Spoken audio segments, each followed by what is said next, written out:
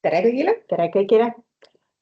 Tegelikult ma kõigepealt alustaks sellest, et kui on mõni kuulaja, kes OSKA uuringutest veel ei tea ja kursis ei ole, et mis siis OSKA valdkonna uuring on. Mida me siis oma uuringus vaatame on see, et kui palju meil tulevikus konkreetses valdkonnas tööjõudu on vaja, milliste oskustega peab see tööjõud olema, kas neid oskusi on meil tööturul piisavalt, kas neid saab õppida, kus neid saab õppida, või me peaksime siis muutma haridussüsteemis ja elukestvas õppes midagi, et vastata paremini siis tuleviku vajadustele. Nii, tulles nüüd rõiva, tekstiili ja nahatööstuse valdkonna juurde, mida me siis sel korral analüüsisime, siis tegemist on sellise valdkonnaga, mis on Eestis väga pika ajalooga. Et juba esimesed suuremad tööstusettevõtted alustasid oma tööd 200 aastat tagasi, ehk siis väga-väga ammu ja olid nii suured, et seal töötas tuhandeid töötajaid. Ja näiteks üks huvitav fakt, et Eesti rekord suurima töötajate arvuga ettevõtte läbi aegade, et mis on olnud, ehk see ongi olnud siis tekstiili tootmised Narva Kreenholm, kus siis tippaegadel töötas üle 11 000 töötaja. Et see hiigelaeg jäi siis nõukogude perioodi, aga jah, et kui mõelda siis, et 11 000 töötajat ühes ettevõttes. Nüüd siin joonisel on toodud hõivatute arv alates 2005, siis töötas selle tegevusala ettevõtetes üle 23 000 töötaja. Tänaseks on neid umbes 7000. Ehk siis see on järk-järgult olnud kahanev valdkond Eestis. Ja ütleme, mis siis need Eesti ettevõtted, mida nad toodavad, et peamiselt siis kodutekstiile, vaipasid, erinevaid rõivaid, spordirõivaid, töörõivaid, ka militaarvarustust, jalanõusid, ehk siis on see omad tootegrupid. Aga kui laiemalt mõelda, kus üldse tekstiilmaterjale kasutatakse, siis on põhimõtteliselt kõik sektorid vajavad neid. Et alates mööblitööstusest, autotööstus, lennundus, kaitsetööstus, tervishoid, turism loomulikult, et elektroonikatööstus isegi vajab teatuid komponente, mis on tekstiilidest tehtud, ehk siis kasutusala on väga lai. Ja Eesti ettevõtted siis sageli teevad allhanget Euroopa Liidu mõnele tuntumale brändile ja siis me ei pruugigi tegelikult teada, et mingeid asju Eestis toodetakse, sest nad ei reklaami seda siin koha peal ja müük toimub siis väljapoole, ehk siis ekspordi osakaal on selles valdkonnas oluline. Nüüd lähemalt nendest põhikutsealadest, keda me analüüsisime, et me tegime valiku, keda siin valdkonnas siis luubi alla võtta. Ja siin on siis näha, et alates juhtidest kuni tootmistöötajateni valikut. Ja mis on siis selle valdkonna puhul huvitav on, et tootmistöötajate osakaal on päris kõrge. Ja näiteks õmblejate põhikutseala, mis on siis kõige arvukam, et seal on koguni 4000 töötajat. Et see juhtide ja tippspetsialistide tasand on oluliselt väiksem. Ja see siis viitabki selle valdkonna sellele eripärale, et ta on tööjõumahukas. Et kuigi tööstus, aga siiski väga palju käsitööd.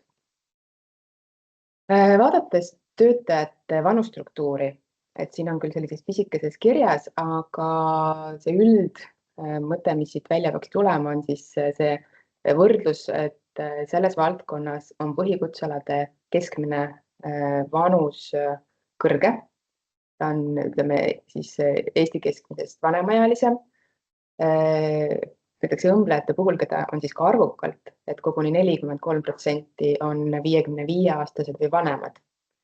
Ja siin, kui vaadata ka näiteks tehnikud ja mehaanikud, keda arvuliselt on küll vähe, aga kui seda vanustruktuuri vaadata, siis näiteks 18% on juba täna pensionieas.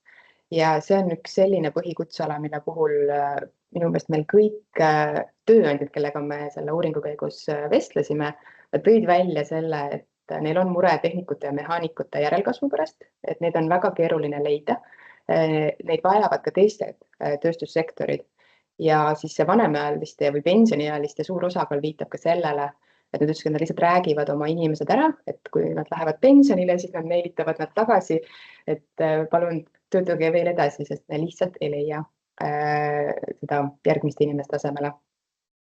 Ka rätsepate puhul ma tooks välja, et on ütleme selline tavaline, et on 55+ vanuses töötajad ja kui vaadata seda noorte alla 35 aastaste osakaalu, siis neid on seal üsna vähe. Ja ka õmblejate seas on noori väga vähe.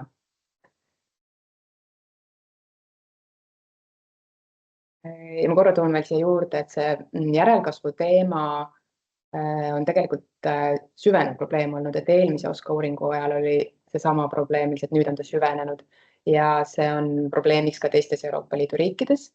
Et samamoodi, et pigem on siis töötajaskond vanemaealisem, samas kui mõelda näiteks Aasiale, kus on suur osa tänapäevasest tootmisest selles sektoris, siis seal on sageli pigem just nooremad need, kes seal töötavad, ehk siis see on sellise vana Euroopa probleem. Haridusstruktuuri vaadates siis juhtide ja tippspetsialistide seas nagu tavapärane on rohkem kõrgharidusega töötajaid, aga mis on huvitav, et siin on ka tootmistöötajate seas küllaltki palju kõrgharidusega inimesi. Ja kui ma vaatasin lähemalt, et mis erialaga need inimesed siis on, et mida nad on õppinud, siis päris paljudel on see olnud valdkondlik kõrgharidus, et ongi siis kas moe- ja tekstiilialalt, disainialalt midagi.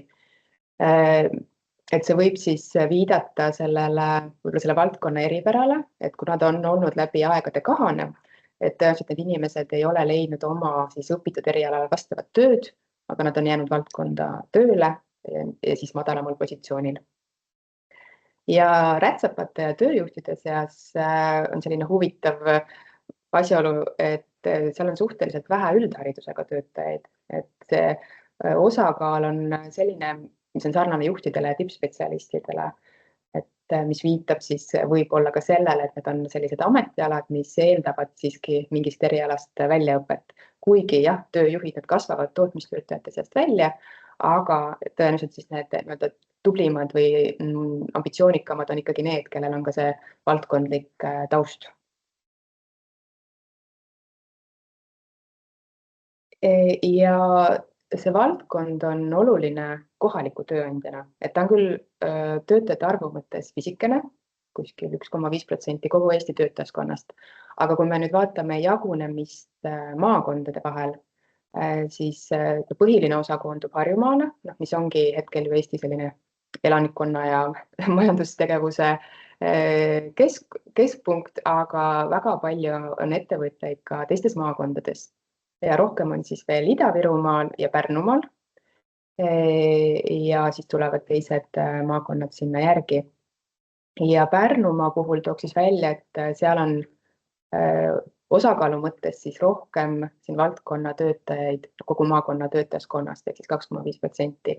Et on kohalikus vaates oluline tööandja, olenemata sellest, et väike, et maapiirkondades töökohtade valik ei ole nii lai ja iga ettevõte, kes töökohti pakub, on tegelikult väga oluline.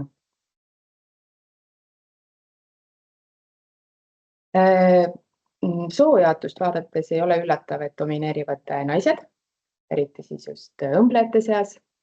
Ja palga osas on see valdkond selline, mis siis on Eesti keskmisest märgatavalt madalam, et umbes 70% on keskmine töötasu Eesti keskmisest.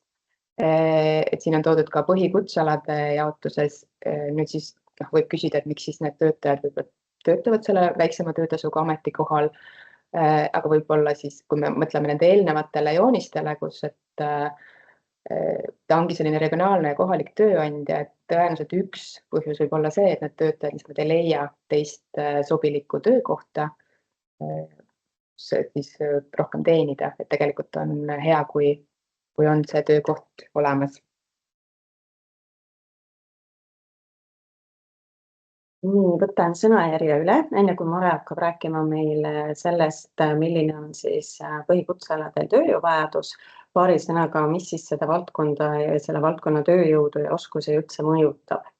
Suures pildis ennekõike see, et ülemaailmselt on valdkonnas tugev rahvusvaheline konkurents mitte ainult Eesti ettevõtted, vaid ka Euroopa ettevõtted peavad kõik konkureerima siis tohutult suure Aasia turuga ja kõik nii Euroopa kui Eesti ettevõtted on selle küsimuse eest, kuidas tagada siis see, et meil säiliks Euroopas ja ka Eestis siis rõiva, tekstiili ja nahatööstus. Et seda on keeruline teha. Mis on Eesti eeliseks, on see, et on võimalus toota nišitooteid, lisandväärtusega tooteid ja eeliseks on meil kindlasti see, et me oleme sihtturgudele lähemal. Võrreldes siis Aasia riikidega on meil võimalik pakkuda siis paindlikult väikeseeria tootmist ja lühikeste ja kiirete tarneaegadega võrreldes siis Aasia riikidega. Et kui niimoodi läheneda, siis võime täitsa vastu pidada. Nii, lähme siit edasi. Keskkond. Rõiva, tekstiili ja nahatööstus on üks suurimaid valdkondi, mis mõjutab siis keskkonda. Et väga suur osa sellest on see tohutult suur tarbimine, ületarbimine, masstootmine ja selleks, et seda natukenegi pidurdada, on näiteks Euroopas võetud siis kasutusele selline lähenemine, et läbi regulatsioonide kuidagimoodi siis suunata ettevõtteid rohkem ringmajanduse poole, teha ka teavitustööd ja siin on oluline ka tarbijate teavitus selles osas, et mida see suur ületarbimine ja kiirmood siis keskkonnaga teeb. Et oluline on siin juba see, et ettevõtete töötajad siis juba toote disainimisel, enne kui see ka tootmisesse läheb, mõtlevad terviklikult kogu toote protsessi peale, alates siis disainimisest kuni selleni välja, mis saab sellest tootest siis, kui tema eluring on läbi. Ja seetõttu siis mõeldakse ka rohkem praegu biopõhistele materjalidele, kasutatakse rohkem või siis soovitakse rohkem siis väärtustada ja hinnata biopõhiseid materjale, et need on paremini kasutusele võetavad siis pärast toote eluringi.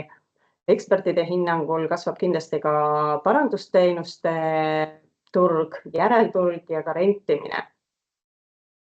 Nii.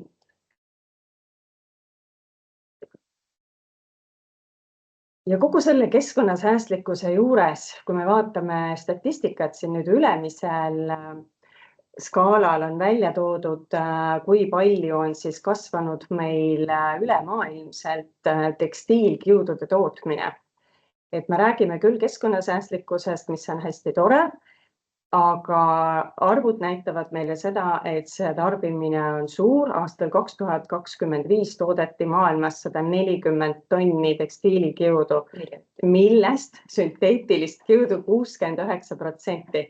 Ja kui vaadata sealt edasi, siis ütleme, see looduslik kiud on see, mille maht jääb enam-vähem samaks, aga prognoositakse, et kasvab ikkagi sünteetilise kiu tootmine. Ja kui vaadata nüüd seda alumist skaalat, siis seal on näha inimeste tarbimine ja ka siin on see, et tegelikult on see tarbimine ikkagi tõusnud ja prognoositakse, et see kasvab veelgi. Ja siin me näeme seda, et tõenäoliselt on tegemist just selle masstoodanguga ja sellega, et rõived ja tekstiilid on odavad, kättesaadavamad siis suuremale hulgale inimestele ja seda ka kasutatakse. Tehnoloogia, automatiseerimine ja digitaliseerimine on igas tööstusvaldkonnas ja ka siin valdkonnas. Rohkem on automatiseerimist näha tekstiilitööstuses, vähem küll rõivatööstuses. Ja miks see nii on sellepärast, et õmblusoskus kui selline on oma spetsiifika tõttu tööjõumahukas käsitööoskus ja seda on ta ka tulevikus. Et seda on keeruline täielikult automatiseerida. Tekstiilid on pehmed, venivad, deformeeruvad ja neid tehniliselt masinatel käsitleda on üsna keeruline. Digilahendusi kasutatakse samamoodi tööstuses nii palju kui võimalik ja eksperdid tõid välja, et nutikaid, kangaid ja sensoritega tekstiile hakatakse järjest rohkem kasutama. Siin näiteks selliseid, kus on kangastele juba juurde või rõivastele juurde pandud elektromagnetsensorid, mis siis võivad jälgida liikumist, mõõta kehatemperatuuri. Et need on sellised nišitooted, mille poole siis ka Eesti ettevõtted liiguvad. Oskuste muutus on seotud enamasti siis keskkonnasäästlikkusega ja automatiseerimisega, mis ei ole üllatus. Et selles valdkonnas tuleb eriti keskenduda kestlikkusele ja ringdisainile, kus siis juba toote loomisel ja selle mõtte juures, millist toodet luua, tuleb mõelda toote kogu eluringi peale ja väärtusahela peale ja selle peale, kas seda toodet on hiljem võimalik ümber töödelda, taaskasutada või parandada. Ja nagu ma enne mainisin, siis Euroopa Liit siis suunab läbi regulatsioonid ettevõtteid rohkem ringmajanduse poole. Digioskused loomulikult on olulised kogu selle automatiseerimise ja digitaliseerimise juures, et siin on isegi, tooksin välja selle, et ka õmblusoskuse juures on vaja õmblejatel omada siis baasdigioskusi, sellepärast et tänapäevased õmblusmasinad on juba enamasti kõik digitaalsete õmblusprogrammidega ja õmblejad peavad oskama neid käsitleda. Lisaks sellele, selles valdkonnas on väga oluline välja tuua see, et roheoskuste ja digioskuste kõrval ei kao tähtsus traditsioonilistel oskustelt. Käeline meisterlikkus, õmblemisoskus, tehnilised baasteadmised, tekstiilialased baasteadmised, need kõik on väga olulised selles valdkonnas.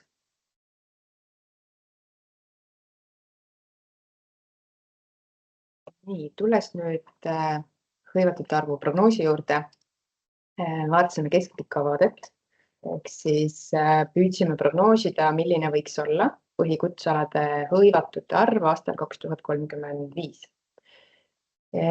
Ja tulenevalt siis nendest trendidest, mida Ingrid tutvustas ja sellisest üldisest ka majandusolukorrast, siis prognoosi kohaselt väheneb ka järgmise 10 aasta jooksul siin valdkonnas töötajate arv. Hinnanguselt kuskil 30%, see on umbes 2000 inimest. Kuna siin valdkonnas on suur asendusvajadus, siis see tähendab, et tegelikult meil on siiski vaja inimesi siia valdkonda jätkuvalt tööle. Meil on vaja neid ikkagi koolitada, kas siis töökohal, koolitustel või tasemeõppes. Aga jah, et see arv nagu proportsionaalselt väheneb, et mis see hulk on. Nii et kokkuvõttes võiks 10 aasta jooksul siia valdkonda uut tööjõudu tulla umbes 1000 inimest ja nendest kõik siis ei pea olema mitte tasemeõppes välja õppinud, vaid nagu ma ütlesin, et sobib ka töökohal õppimine või siis läbi koolituste. Ja millest see kahanemine siis üldvaates tuleb, on ütleme see peamine konkurentsieelis, mis Eestil on olnud siin viimastel aastakümnetel, miks me oleme saanud teha allhanget teistele Euroopa Liidu riikidele, on olnud, et meil on olnud tootmiskulud üsna madalad või madalamad.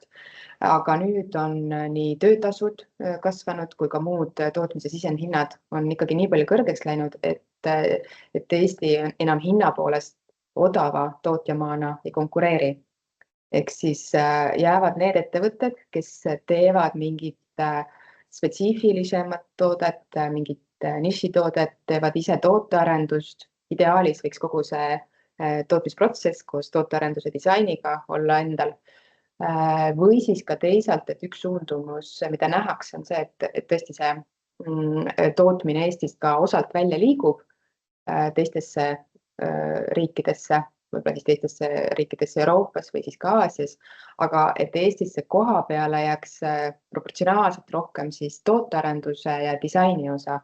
Et see ärimudel, mida tegelikult on aastakümneid siin Eesti puhul rakendatud, et tootearendus on kuskil teises emariigis ja eestlased on tootnud, siis nüüd me tegelikult me saaksime sama mudelit kasutada ka ise, et hoiame selle teadmusmahukama osa Eestis ja võib-olla siis tõesti mingisugused see tootmise osa läheb siis osaliselt välja.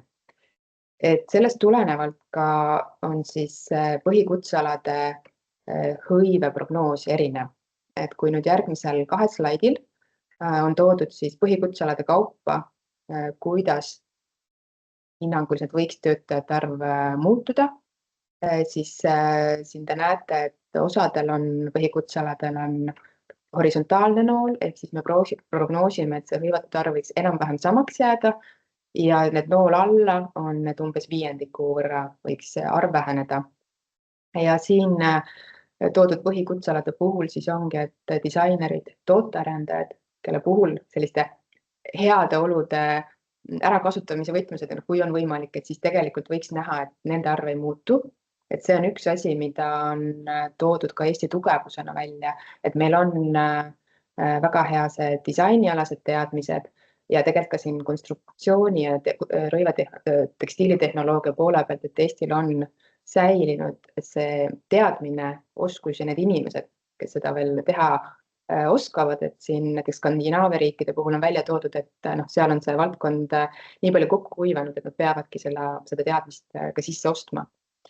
Ja teine osa on siis ka see, nagu Ingrid ka mainis, et meie üks tugevus on meie lähedus sihtturgudele, paindlikkus, me suudame teha väikestes partiides, aga me suudame neid teha kiiresti, tulla vastu tellijate ootustele, et see võiks olla nagu meie tugevus ja teine tugevus siis tegelikult ka see õmblusoskuse olemasolu veel, mis on Eestis olemas. Aga siin nimetatud põhikutsealadest siis tooksin veel välja rätsepad, kelle puhul prognoosime, et nende arv võiks samaks jääda, tulenevalt siis just sellest, et ütleme see on vaja ikkagi rõivaid ühelt poolt siis parandada, teisalt on inimesi, kes sooviksid endale ikkagi lasta ka spetsiaalselt midagi õmmelda ja see parandatavuse teema nüüd, ta võiks selles mõttes võib-olla muutuda aktuaalsemaks, et kui Euroopa Liit tõesti siin seab mingeid piiranguid odavamale kiirmoele ja meil hakkab olema tulevikus rohkem ikkagi sellist kvaliteetsemat ja kestvamat näiteks rõivaid, siis tõenäoliselt kasvavad ka hinnad ja sellest tulenevalt tõesti on inimesed ka motiveeritud rohkem tegelema sellega, et me parandame oma rõivaid, mitte ei viska neid kiiresti minema. Ja siin need mummukesed on siis näitavad hinnangut tööjõuvajaduse ja koolituspakkumise tasakaalule.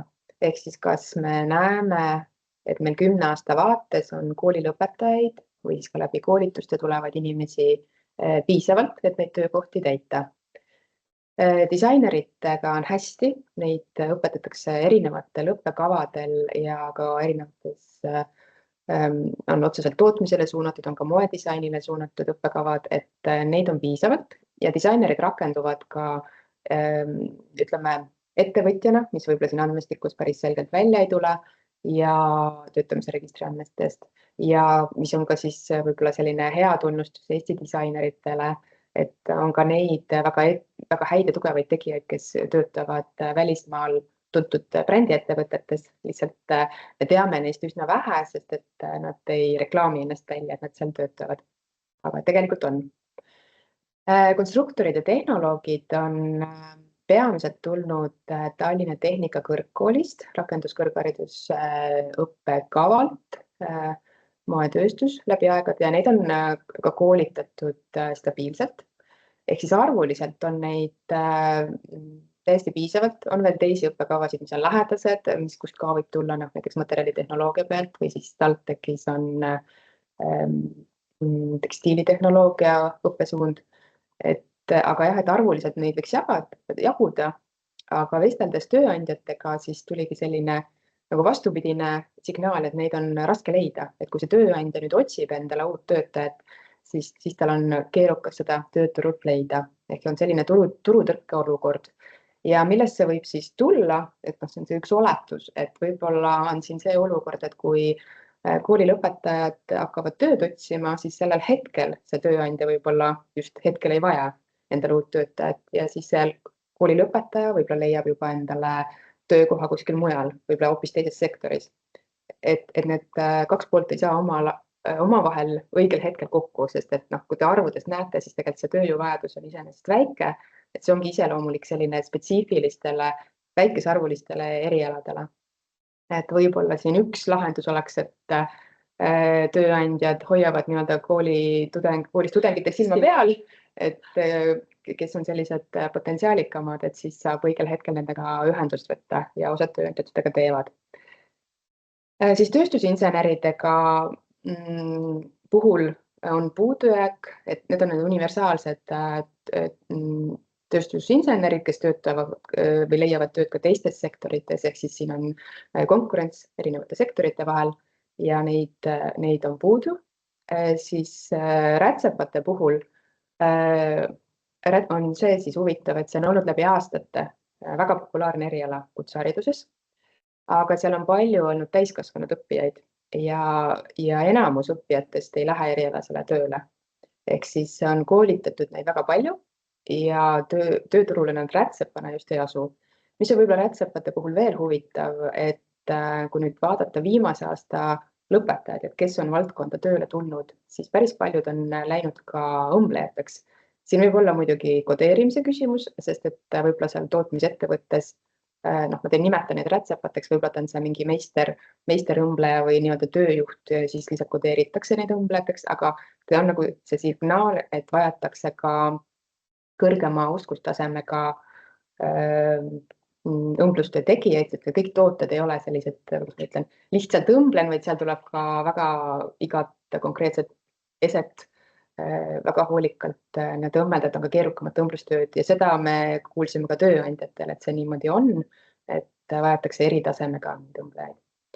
Ja rätsepaõppe puhul võib-olla veel üks huvitav nüanss on, et näiteks mõned disainerid on seda õppinud just selle mõttega, et nad vajavad seda õmblus- ja konstrueerimisoskust, et kui nad õpivad näiteks Eesti Kunstiakadeemias, et nad ei saa seda sealt piisavalt, et siis nad õpivad hiljem juurde rätsepa erialal, et osata näiteks kas või ise oma tootenäidised teha.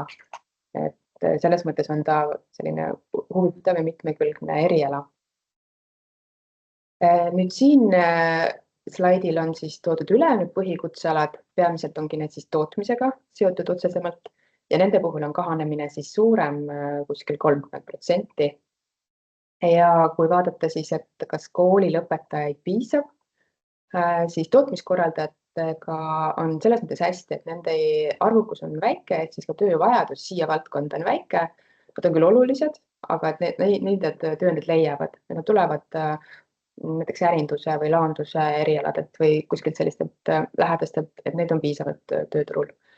Tehnikud ja mehaanikud, nagu ma juba eelnevalt ütlesin, et see on üks selline põhikutseala, mille puhul tööandjad on väga mures, et kuidas see järelkasv oleks tagatud, et siia võiks selle punase lipu täitsa juurde panna veel, et neid on puudu ja seda me kuuleme ka teistes OSKA valdkonna uuringutes, kuidas neid, kas siis hooldusmehaanikud ja tehnikud ja kes need masinaid tööstuses seadistavad ja üles panevad, et nendest on suur puudujääk. Tööjuhid kasvavad siis enamasti tootmisest ise välja, et need on siis sellised ambitsioonikamad või nii-öelda tublimad, kes soovivad siis ka võtta endale sellise tiimijuhi rolle. Et selles mõttes neid tööandjad leiavad, aga nagu ma enne ka ütlesin, et selleks on vaja ikkagi võib-olla siis sellist eelnevat väljaõpet, et nad oleks või siis suurt töökogemust. Õmblejatega on niimoodi, et neid koolitatakse tasemeõppes ehk siis kutseõppes vähe. Loomulikult ei olegi kõiki vaja tasemeõppes koolitada ja tööandjad ise väga palju panustavadki sellele, et nad värbavad inimese ja siis kas tehakse proovitöid või koolitatakse ise välja. Aga sellegipoolest tööandjad on välja toonud, et neil on väga raske neid inimesi leida, et on siis olnud koos tehnikute ja mehaanikutega on siis õmblejad on see teine tugevam valupunkt siin valdkonnas olnud. Tekstiiliseadmete operaatorid, kes siis kasutavad erinevaid masinaid seal tootmises ja muud tootmistöötajad, et seal on erinevaid töölõike, mida saab täita, et nendega on selles mõttes hästi, et kuna see valdkond arvuliselt ta ei vaja väga palju töötajaid ja teisalt siia sobivad ka erineva taustaga inimesed. Operaatorite puhul tuleb kasuks tehniline mingi erialane väljaõpe näiteks kutseharidusest, ja muud tootmistöötajad, et nende puhul isegi on rohkem see kohapealne õpe.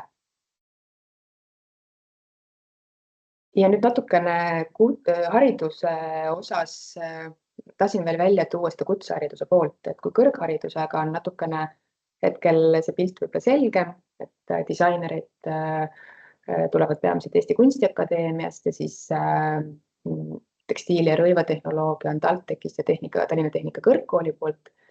Materjaliteadust on ka tegelikult ka Tartu Ülikoolist näiteks, aga siis kutsehariduse on toimumas suuremad muutused ja kutsehariduses on ka võib-olla need ebakõlad või siis sellised mingid nüansid nagu hakkavad rohkem silma. Et nagu ma mainisin, et rätsepad on olnud väga popp eriala, et siin joonisel ongi toodud vastuvõetud ja lõpetajad õmblejate ja rätsepate õppekavadel. Nendel sinist tulbad on siis rätsepate kohta. Et te näete, et aasta-aastalt on see vastuvõetud ja ka lõpetajate arv olnud väga suur ja varasemalt ongi olnud üle poolte õppijatest täiskasvanud õppijad, see on siis 25 aastat või vanemad. Ja õmblejate koolitamine, kui me nüüd arvuliselt vaatame, on siis ju väga väike, eriti kui võtta, et kui väike on taga või kui suur on seal töötajate arv, et siis on neid arvuliselt vähe koolitatud. Ja mõlema eriala puhul on eripäraks ka see, et tegelikult on erialasel tööl rakendumine madal. Sellel aastal on siis üks suur muudatus, on see kutseharidusreform, mis on mõjutanud selle valdkonna kutseõpet päris oluliselt, vähemalt selle ühe õppeaasta näitel, et see peamine õppekavarühm, siis tekstiili, rõivaste, jalatsite ja nahatöötlemise õppekavarühm, et selles oli sel aastal vastu võetud 40% vähem. Siin peab muidugi arvestama, et see on ülemineku aasta, et paljud koolid võtsidki pausi, et minna üle uuele õppekavale, milleks on siis üks uus õppekava on siis kutsekeskhariduses tekstiilitoodete disain ja tehnoloogia. See on siis 4-aastane õppe ja see on mõeldud siis noortele, kes siis ka omandavad alles keskharidust. Ja sellel konkreetsel õppekaval peaks ka silmas pidama, et seal on 3 suunda ja nendest üks suund on siis see, mis on rõiva ja tekstiili tekstiili disaini suund vist, jah, mis on siis seotud õmbleja ja kergete rõivaste rätsepa kutsestandardiga. Et sellel õppekaval on tegelikult veel 2 suunda, mis siis nii otseselt ei ole, et üks on tekstiilkäsitluse suund rohkem ja teine on siis interjööri tekstiilid või sisustus, jah. Et selles mõttes või iga kool ei pruugi kõiki 3 suunda õpetada. Ehk siis kuna see uus kutsehariduse see suund on pigem toetada siis noorte õpet, tasuta õppe mõttes just, et täiskasvanud saavad küll õppida, aga neil on need tingimused, nüüd on seatud piirangud tasuta õppele, et sul peab olema siis kas omandatud varasemast erialast omandatud mingisugune aeg möödas või siis sa pead õppima kõrgemal tasemel, et saada tasuta õppesse. Et siin on ka näha siis, et sellel aastal on märgatavalt madalam täiskasvanud õppijate osakaal, umbes veerand. Et eks siin siis lähiaastad näitavad, kuidas lõpuks olema hakkab siin valdkonnas. Et sellepärast oli natuke ka keeruline seda just koolilõpetajate prognoosi teha, et tegelikult ei ole veel, või meil ei olnud analüüsi hetkel päris selget pilti, millistes koolides õpe hakkab lõpuks olema ja kui palju seal hakkab huvilisi olema. Et seda peaks siis silmas pidama. Ja peamised järeldused, mis me siis uuringut läbi viies teha saime ja mõned ettepanekud, mis me uuringusse kirjutasime. Et üks selline peamine järeldus on see, et vajatakse ikkagi õmblejaid. Õmblejatest tuntakse puudust ja see probleem ei ole leevenenud nüüd ka võrreldes eelmise OSKA rõiva tekstiilitööstuse uuringuga, mil toodi ka välja sama probleemi, et õmblejaid on puudu. Eriti vaadatakse just tootmissuunitlusega õmblejaid, et Mare siin mainis, et rätsepaid koolitatakse küll, aga õmblejaid vähe. Et selles osas me tegime ka ettepaneku uuringus, et oleks mõistlik, et vaadata kutsehariduses just siis õppekava rühma sisse ja seal vaadata siis proportsioone, et võib-olla rätsepaid siis õpetada natuke vähem ja õmblejaid rohkem. Aga kindlasti on siin oluline õmblusoskuse säilimine. Eksperdid olid mures selles osas, et õmblusoskus on võib-olla meil tulevikus üldse Eestist kadumas ja kogu see aastakümnetega kogunenud tekstiilitehnoloogia oskusteave, et kui nüüd seda enam niimoodi ei õpetata ja meil ei ole ka õpet pakkuda, et siis võib see õmblusoskus üldse kaduda. Seetõttu on oluline ikkagi jätkata ja püüda leida võimalused õmbleja kutseõppe pakkumiseks, mis oleks siis ka täiskasvanutele võimalus ümberõppeks. Samuti tõime välja oma uuringus regionaalse aspekti, millest Mare ka rääkis, et kohaliku tööandjana on oluline tähtsus just Pärnumaal, kus siis asub arvestatav hulk valdkonna ettevõtteid, aga Pärnu Kutsehariduskeskuses ei ole enam aastaid õmblejate õpet olnud. Ja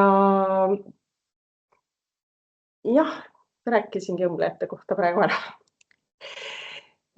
Teine selline pealmine järeldus puudutab nüüd insenere, tehnikuid ja mehaanikuid ja nende tööjõuvajadust. Et see on nüüd, see töövajadus on tööstusvaldkondade ülene, ka teised OSKA uuringud on tõesti välja toonud samamoodi inseneride, tehnikute ja mehaanikute tööjõupuuduse. Lisaks on veel nende puhul tegemist vanemaealise seltskonnaga, kus siis nad töötavad päris kõrge eani ja asendusvajadus tegelikult on tulevikus suur. Ehk siis järelkasvu probleem on siin valdkonnas üsna terav. Ja soovitused, mis me tegime, et samamoodi kui arvestada regionaalsust, siis jällegi selle valdkonna ettevõtteid on Pärnumaal päris palju, aga tehnikaalade kutseõpet Pärnumaa Kutsehariduskeskuses ei pakuta, välja arvatud oli elektroonikatehnik just. Et peaks kaaluma ka seda, et oleks võimalik mingisuguseid tehnika erialasid Pärnumaa Kutsehariduskeskuses see on nagu tegelikult teised sektorid ka vajavad, et ei ole selle sektori vajadus, vaid teised tööstussektorid. Just. Nii, ja viimasena siis, mis jäi meil silma kõrva, millest on ka natukene kahju, on see, et valdkonna kuvand ja maine on madal ja noori väga ei tõmba see valdkond, et siin kindlasti tuleks siis teha valdkonnal oma sisemist koostööd selle nimel, et seda kuvandit uuendada, arendada rohkem siis kõrgema lisandväärtusega tooteid ja teha süsteemset teavitustööd, et siis kutsuda noori rohkem valdkonda, tutvustada neile valdkonna uuenduslikkust, tehnoloogiaga seotust, et rohkem sellist positiivset teavitustööd. Ja ühe sellise murekohana toodi meil uuringu läbiviimise ajal välja teema riigihanked. Et riigihangete puhul ei väärtustata kestlikke lahendusi, ehk siis Eestis on meil pigem on madalama hinna kriteerium, mistõttu siis valitakse alati need, kus ongi madalam hind, aga see ei tähenda seda, et selle taga oleks kvaliteet ja see takistab siis ka kestlike toodete nii-öelda turule tulemist ja turule pääsemist, et siin muidugi saab riik ise olla eeskujuks ja hakata siis väärtustama ka kestlikke lahendusi riigihangetes. Ehk siis meie sõnum väiksem, aga targem tööstus. Jah. Et see on praegu meie poolt kõik, et ootame siis küsimusi. Ja, aitäh, Mare ja Ingrid. Juba on esimene käsi. Kohe, Ain, annan sulle võimaluse mikrofon sisse lülitada. Nii, nüüd saad küsida. Jah, Ain Alvel olen tööstusteemadel kirjutav ajakirjanik. Et see info on kõik väga tore ja kasulik ja asjalik, aga kellele peaks see info olema oluline sisend otsuste langetamisel ja kuidas teil on plaanis nende kõrvadeni viia? OSKA uuringutes on niimoodi, et me need soovitused või ettepanekud, ise nimetame neid ettepanekuteks, et need me täitsa spetsiaalselt jagame oma uuringu tulemusi ka nendega, kelle puhul me oleme näinud, et kelle vastutusala see võiks olla. Et kui on näiteks hariduse suunatud ettepanekud, siis on seal tavaliselt haridusministeerium, kutsekoolid ja kõrgkoolid, sõltuvalt siis ettepanekutest, et me nii-öelda jagame oma tulemusi neile ka otse. Ja mis me veel teeme, et jah, me ei saa ise otseselt suunata, et hakake nüüd rohkem ühte või teist eriala õpetama, et seda võimu Oskal ei ole, aga me küsime mingi 2 aastat pärast uuringu läbiviimist nendelt vastutajatelt või eestvedajatelt, et mis tegevusi nad on teinud või mis see olukord praegu on või võib-olla on välja tulnud mingisugused uued takistused või mingid uued lahendused hoopis, mida meie ei ole osanud välja pakkuda. Et selles mõttes me hoiame sellel valdkonnal niimoodi vaikselt ka silma peale, et kas need muutused hakkavad positiivses suunas toimuma. Ja muidugi väga vist ma arvan ka igas uuringus meil tuleb, et kui on näiteks erialaliidud, kes saavad päris mitmes kohas kaasa aidata, et tihti kas need on siis teavitustööd või mingi osapoolte kokkuviimine, et see on ka see üks koht, kus siis me anname neile märku, et siin võiks koostööd teha. Eks siis me seirame ettepanekute elluviimist ja vaatame, kuidas nendega läheb. Selge pilt, aitäh. Siis võib-olla küsin seda, et Mare ja Ingrid, te rääkisite sellest, et Eesti suund on niši tootmine, aga kas te saate tuua ka mõned näited, et mida põnevat siis Eestis toodetakse? Jah, et meil ei ole päris kindlasti niisugust head täielikku ülevaadet, me lihtsalt saame välja tuua võib-olla mille otsa me oleme ise nii-öelda komistanud selle analüüsi läbiviimisel. Mis on olnud väga põnev. Jah, väga põnev valdkond. Minu jaoks oli üllatus see, et näiteks tehakse meil väga selliseid uuenduslikke spordirõivaid olümpiakoondistele. Siis samamoodi selliseid rõivaid, mida ma vist ka mainisin enne, kus on siis teatud andurid pandud külge, mis mõõdavad siis kehatemperatuuri või liikumist. Militaarrõivad, kus on teatud soojusjälje juhtimise andurid küljes, et need on kõik sellised nišitooted, mis olid, vähemalt minu jaoks olid sellised efekti tekitavad, et vau, neid toodetakse Eestis. Samamoodi tegelikult oli minu jaoks üllatus, et nii palju toodetakse tekstiiltooteid näiteks autotööstustele, mis oli minu jaoks samamoodi üllatus. Jah, nii-öelda tehnilised siis tekstiiltooted, et mingid isolatsioonimaterjalid, filtrid, asjad, et lihtsalt tavainimesena sa võib-olla ei mõtle selle peale üldse, et tekstiiltoode või üldse, et kus seda toodetakse, et jah, et tegelikult Eestist läheb ka tõesti autotööstusele ja kindlasti veel rohkem, mida me kõik ei tea. Ja see oli ka nagu üks, ütleme võib-olla ka minule nagu üllatus, et ka siis, kui rääkida tavalistest rõivastest, et tegelikult Eestis tehakse päris või on tehtud tuntud brändidele siis nii-öelda allhanget, aga me tõesti ise ei tea seda. Et kui mina nagu tarbijana võib-olla ma oleks mõnda asja eelistanud, kui ma oleks teadnud, et see on Eestit tehtud, aga jah, seda silti seal Made in Estoniat ei ole küljes, et on siis Made in EU. Et üllatusi oli. Väga põnev. Võib-olla veel teine küsimus minult, et te rääkisite ka ringmajandusest ja kui igast sellest suunast, mis on seis praegust tekstiilijäätmete taaskasutusega, et kas siin on mingid arenguid, kas siis Eestis või võib-olla on nad teadmine kuskil maailmas laiemalt?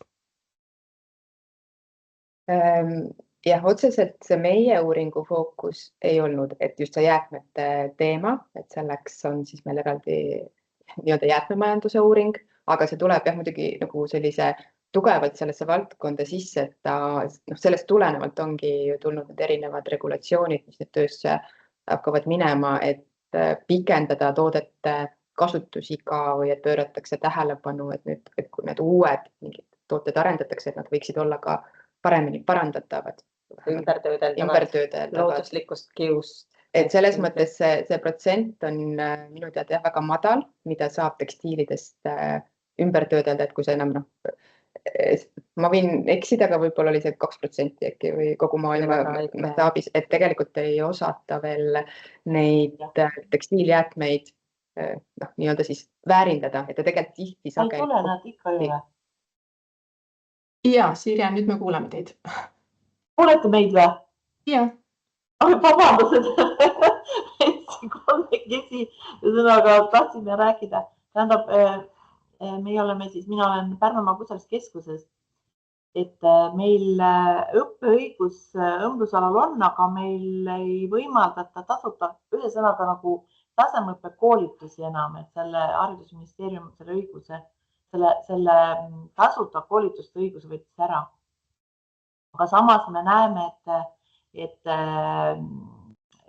Pärnumaal on hästi palju kolmas regioon, siis, kus hästi palju töötajaid siis töötab just tekstiilvaldkonnas. Et ma vaatasin, et Tartu, kellel see õppeõigus on 4. kohal hoopis. Ja kui te kirjutate seal, et Läänemaal või Lääneregioonis on vaja, Pärnumaa kuulub ka Lääneregiooni, on vaja õmbleid juurde, siis te peaksite selle kirjutama ka lausa välja. Teil oli Läänemaa on Saaremaa, Hiiumaa, Haapsalu, Pärnumaa, et konkreetselt peaks välja kirjutama seal kuskil aruandes, et Pärnumaa vajab rohkem õmblejaid juurde. Ja me ei oska kuidagi, mis hoovad me peaksime võtma, et riik pööraks tagasi, et Pärnumaa Kutseruskeskus saaks ka edaspidi õpetada neid noori, näiteks õmblejaid. Aga praegult meil on õppeõigus on, me võime teha tasulisi koolitusi, aga me ei saa teha, riik ei toeta selles mõttes rahadega meid. Aga samas see kokkuvõte, kui vaadata, siis tegelikult jah, on ikka, et Pärnumaa vajab seda. Et see on nagu sõnum, ma ei tea, mis ettepanekud, ma sain aru, et teil endil ei ole mingit hoobasid, et mõjutada seda, et meil see tasuta õppe tasemeõppes ja noortele jätkuks. Seda praegu meil võimalik teha ei ole. Jah, selles mõttes meie saame omalt poolt, et seda me ikkagi seal ettepanekutes ju oleme välja toonud, et Lääne-Eesti ala on ka vaja nii-öelda ära katta või võiks ära katta ju selle õppepakkumisega. Aga jah, me ise ei saa nagu kuidagi rahaliselt aidata, aga HTM-ile need ettepanekud lähevad. Aga mis ma mis ma tahtsin 4-aastase õppekava kohta. Selles mõttes jah, et nüüd on jah, natuke see kutsehariduses ongi need olud on nagu muutunud, et osadel koolidel on õpetamise õigus, aga ta võib nagu Pärnumaa välja tõi, et neil on õigus tasulisena pakkuda ja osadel koolidel on siis see tasuta pakkumise õigus. Et siin on jah, see pilt on praegu, see on see ülemineku aeg, et ma ei tea, kas siin midagi on ka muutumas või on need väga rangelt juba ära otsustatud, me ei oska seda nagu öelda. Aga meie soovitus on küll arvestada ka seda regionaalset vajadust, et tööandjaid on Lääne-Eestis arvestataval hulgal ja ütleme seda, mida me ju tegelikult Eesti puhul ju näeme, kuigi Eesti on väike riik, aga tegelikult töötajad, inimesed ei ole väga valmis ju elukohta vahetama lihtsalt sellepärast, et leida endale tööd, et kõik ei saa Harjumaale kolida, et teistes maakondades on ka inimesed, kes vajavad töökohti ja et tõenäoliselt siis on mõistlik ka regionaalset õpet pakkuda. Et selles vaates jah, see regionaalne vajadus võiks olla vaatluse all. Meie ettepanek ongi, et võib-olla te räägite suuliselt mitu korda Pärnumaa ka Kutseruskeskuses, et te võiksite selle kirjalikult sinna panna, et Pärnumaa Kutseruskeskus on valmis jätkuvalt õpetama ka siis õmblejaid, aga lugu on selline, et kui meil kaob, ütleme, et raha eest küll, aga neid raha eest inimesi ei ole tänapäeval ja eriti praeguses olukorras ja siia tulemas, et meil lihtsalt kaob baas ära ja seda baasi taastada, see on hulk raha. Et sellest on kahju, et kui me nüüd katkeb see järjepidevus, siis edaspidi taastada seda arvatavasti on võimatu.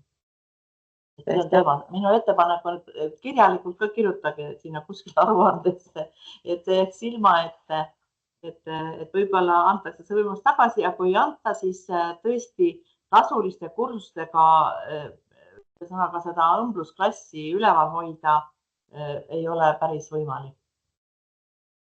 Järjepidevus lihtsalt katkeb Pärnumaal, kuigi kui vaadata, et Pärnumaal jah, et on ka neid tekstiiliettevõtteid palju, kes vajaksid seda tööjõudu, aga meile kahjuks jah, ei antud seda õigust. Aitäh, Sirje, ma usun, et me saame ettepanekud teha ja viia otsustajateni ja eks siis näeme, mis saab. Aga on tulnud üks küsimus veel 4-aastaste õppekavade kohta. Kas kutsehariduse uus 4-aastane õppekava on sisult asjakohane arvestades uut OSKA raportit? Et kas te vaatasite õppekavale sellise pilguga peale? Kas sa küsisid minu käest või? Ei, see on nüüd esinejate. See küsimus, aga ma tegelikult võib-olla tõesti ootaks, et siin mõni kooli esindaja kommenteeriks, sest me selles mõttes õppekavadele mingit süvaanalüüsi ei tee, et seal on ikkagi oma valdkonna eksperdid, kes hindavad seda, et kas see õppekava on sisulises mõttes piisav.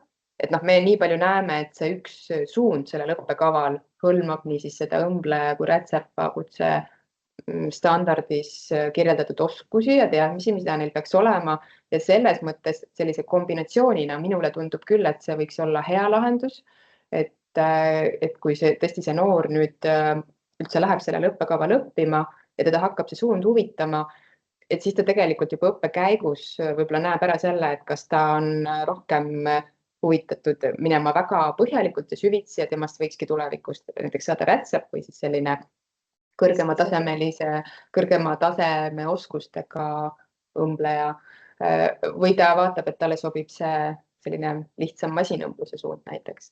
Et võib-olla siin Sirje oskab kommenteerida veel, et nemad koolid.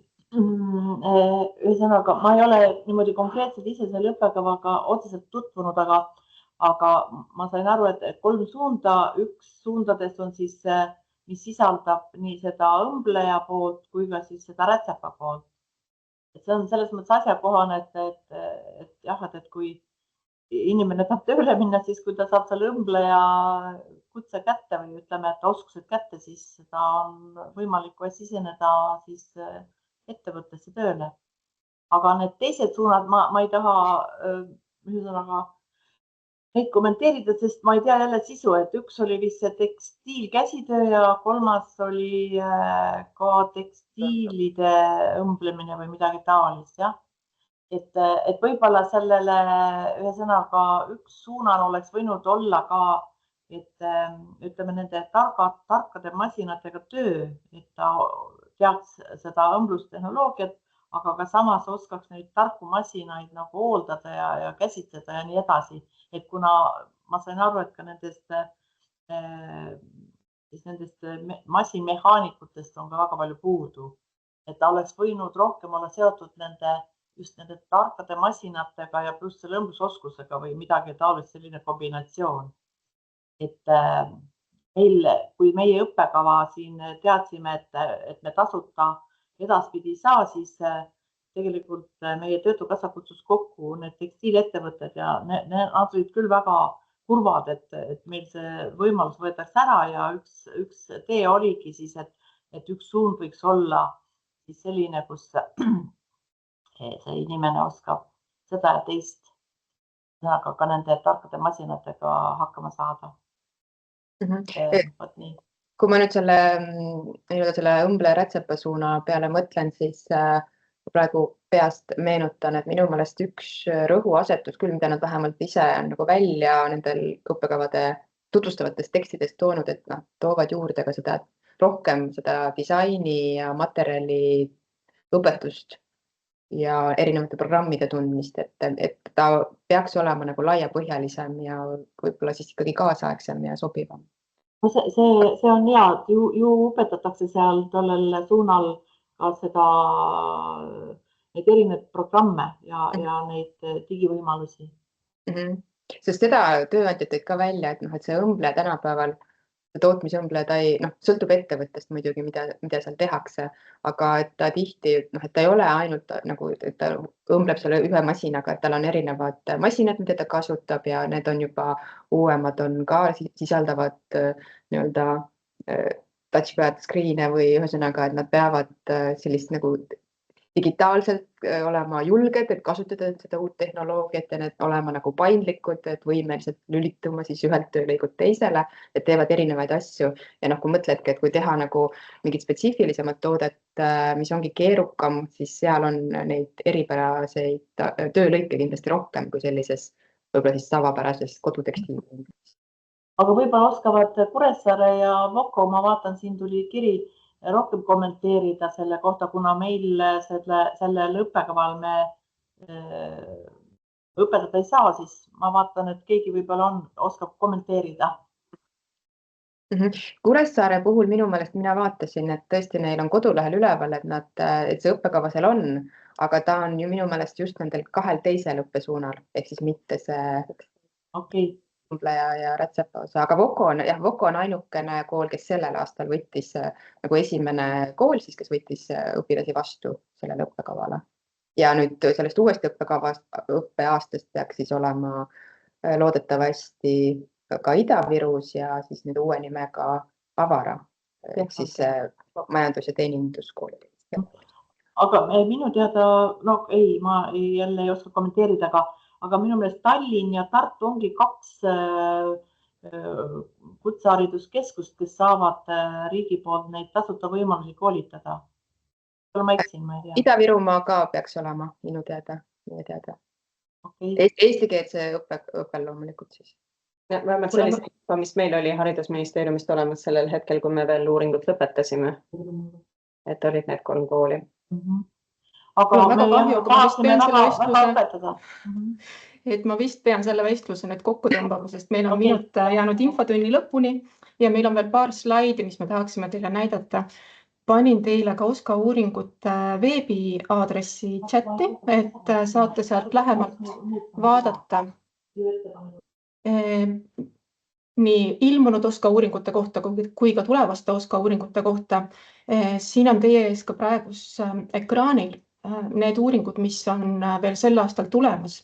Nende avalikustamine jääb nüüd küll aasta teise poolde ja konkreetsemalt kaitsetööstuse valdkonna uuring tegelikult jääb lausa järgmisse aastasse.